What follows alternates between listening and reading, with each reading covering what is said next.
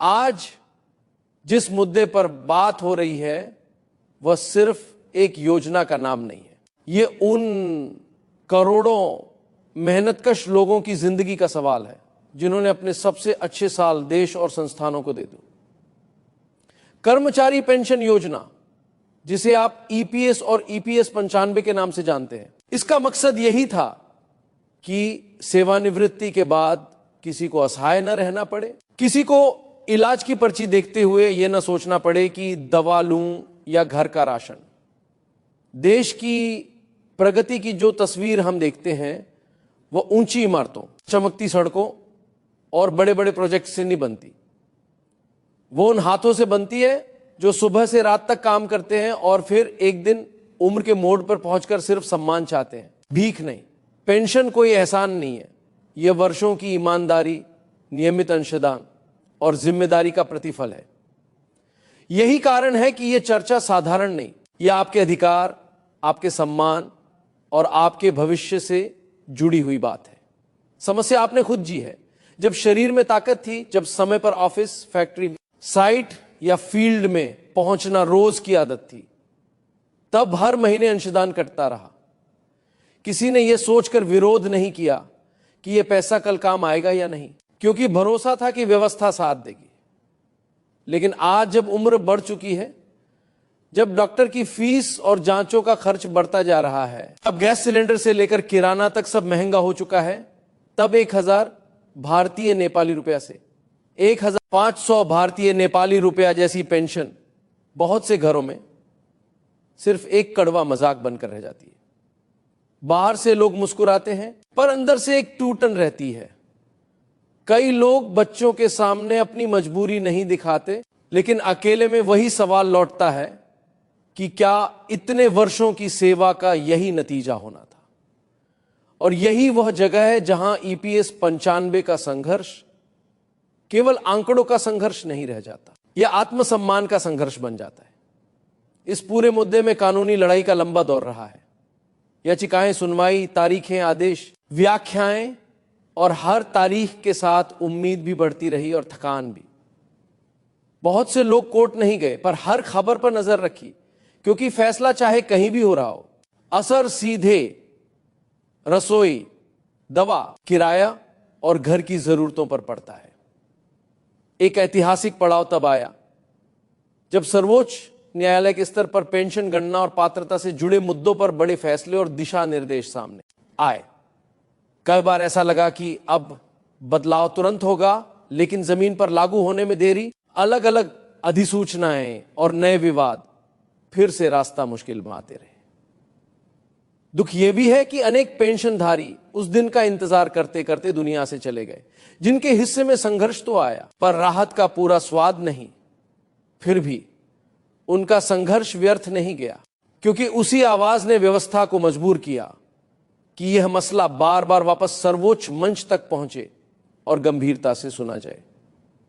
अब जो बात सबसे ज्यादा महत्वपूर्ण है वो यह कि पेंशनधारियों के साथ सेवानिवृत्ति की तारीख के आधार पर भेदभाव नहीं होना चाहिए।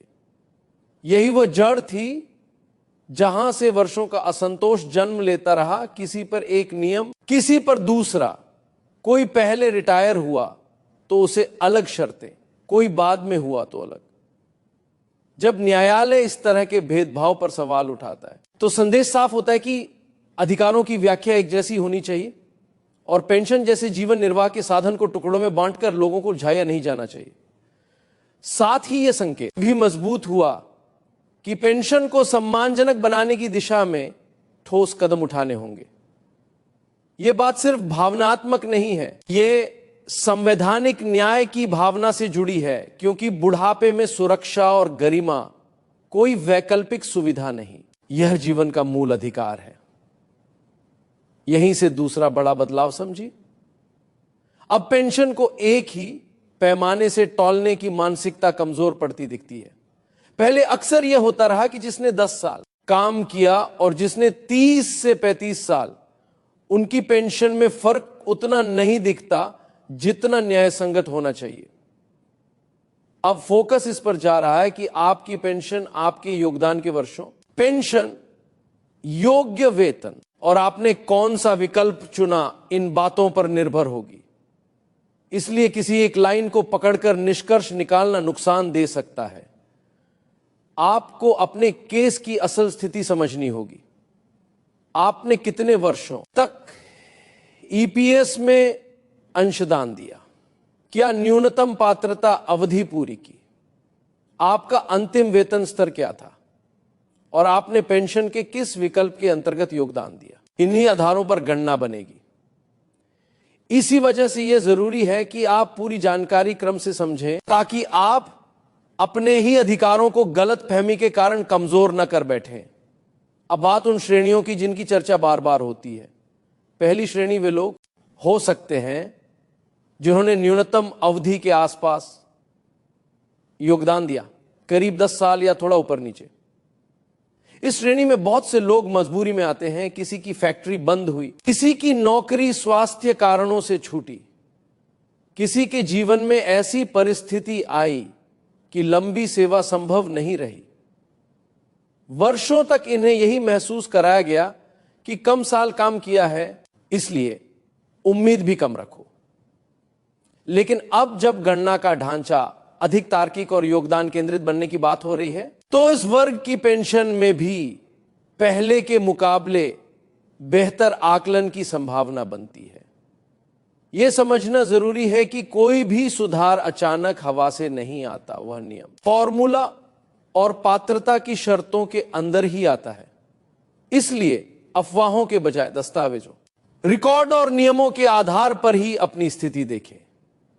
दूसरी श्रेणी आमतौर पर वे पेंशनधारी माने जाते हैं जिनकी सेवा अवधि मध्यम रही, 15, 20, 25 वर्षों के आसपास, और जिनके वेतन व योगदान का रिकॉर्ड अपेक्षाकृत स्थिर रहा।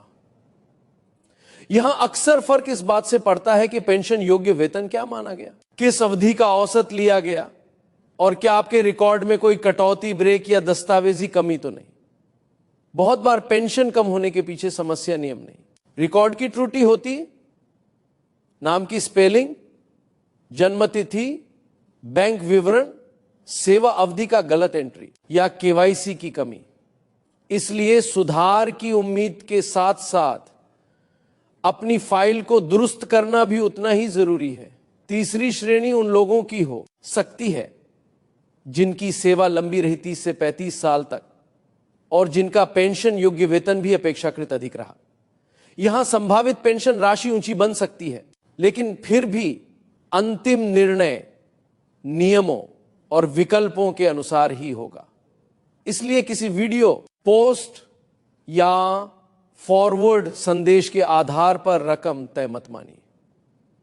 अब एक बहुत व्यवहारिक बात, आज के दौर में तकनीकी और दस्तावेजी तैयारी आपकी पेंशन को समय पर और सही तरीके से पाने की कुंजी। डिजिटल सिस्टम तभी काम करता है जब आपका जीवन प्रमाण पत्र सही हो, बैंक खाता सक्रिय हो, केवाईसी अपडेट हो, आधार, मोबाइल लिंकिंग जैसी जरूरी चीजें ठीक हो, और आपके रिकॉर्ड में कोई मिसमैच ना हो। बहुत से लोगों को मैसेज नहीं आता और वे घबरा जाते हैं, जबकि वास्तविकता यह हो सकती है कि भुगतान तय तारीख पर प्रोसेस हो जाए। लेकिन अगर केवाईसी या जीवन प्रमाण में गलती है तो वही भुगतान अटक सकता है। इसलिए शांत रहकर व्यवस्थित ढंग से अपनी स्थिति जांचना जरूरी है। यह वही जगह है जहां सही जानकारी आपको नुकसान से बचाती है। और अगर आपको ऐसी तथ्य आधारित, क्रमवार और साफ अपडेट चाहिए तो अभी से सब्सक्राइब करिए, ताकि कोई जरूरी कदम आपसे मिस ना हो।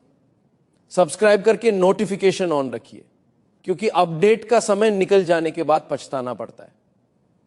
इसी के साथ एक और बात समझिए, कई पेंशनधारियों को यह भ्रम होता है कि जैसे ही कोई बड़ा आदेश या चर्चा सामने आती है सभी को एक समान रकम मिल जाएगी। वास्तविकता यह है कि समानता का मतलब सबको एक जैसी राशि नहीं, बल्कि सबको समान न्याय है, एक जैसा नियम, एक जैसी प्रक्रिया और योगदान के अनुसार न्याय संगत गणना। इसीलिए जो लोग सिर्फ एक पेंशन बढ़ गई सुनकर बाकी बातें छोड़ देते हैं, वे बाद में सबसे ज्यादा परेशान होते हैं। आपको अपने केस की श्रेणी, अपना रिकॉर्ड और अपनी पात्रता समझनी होगी। अगर आप चाहते हैं कि ऐसी बातें सरल भाषा में बिना डर फैलाए बिना अफवाह के आपको नियमित रूप से मिलती रहे। तो वीडियो को अंत तक देखना और चैनल को सब्सक्राइब करना आपके ही काम आएगा। इसे अपने साथी पेंशनधारियों के साथ भी साझा करिए ताकि सही जानकारी हर जरूरतमंद तक पहुंचे। अब आगे का रास्ता क्या है? पहला, अपने दस्तावेज मजबूत करिए। सेवा अवधि का रिकॉर्ड, पेंशन से जुड़े विकल्प, बैंक विवरण, जीवन प्रमाण, केवाईसी और जहां जहां सुधार की जरूरत है वहां समय रहते आवेदन की तैयारी रखिए। दूसरा, किसी भी फिक्स राशि वाले दावे को अंतिम सत्य मत मानिए जब तक आधिकारिक सूचना और नियम स्पष्ट न हो। तीसरा, अपने अधिकारों के प्रति सजग रहिए लेकिन भावनाओं में बहकर गलत कदम मत उठाइए। चौथा, यदि आपके रिकॉर्ड में कोई त्रुटि है तो उसे अभी से ठीक कराने की दिशा में बढ़िए, क्योंकि सुधार का लाभ वही उठा पाता है जिसकी फाइल साफ होती है। और पांचवा, इस तरह की अपडेट के लिए जुड़े रहना जरूरी है, इसलिए सब्सक्राइब जरूर करिए, नोटिफिकेशन ऑन रखिए और परिवार दोस्तों में शेयर करिए ताकि हर पेंशनधारी अपनी जानकारी के दम पर मजबूत बने। आखिर में एक बात बहुत साफ है, यह लड़ाई किसी एक व्यक्ति की नहीं, ये उन लाखों करोड़ों लोगों की है जिन्होंने अपने जीवन का सबसे कीमती समय देश को दिया। पेंशन का सवाल सिर्फ पैसा नहीं, यह गरिमा का सवाल है। जब व्यवस्था योगदान के वर्षों, वेतन और विकल्पों के आधार पर न्यायपूर्ण ढांचे की ओर बढ़ती है तो उम्मीद का दरवाजा खुलता है, लेकिन उम्मीद के साथ तैयारी भी जरूरी है। आप घबराइए नहीं, अकेले नहीं हैं। सही सूचना, सही दस्तावेज और सही समय पर उठाया गया कदम आपके अधिकार को मजबूत बनाता है। अगर ये जानकारी उपयोगी लगी हो तो सब्सक्राइब कर दीजिए, वीडियो को शेयर कर दीजिए और कमेंट में बताइए कि आपकी सेवा अवधि कितनी रही और आपको किस तरह की जानकारी सबसे ज्यादा चाहिए। धन्यवाद। अपना ध्यान रखिए और अपने हक की जानकारी से जुड़े रहिए।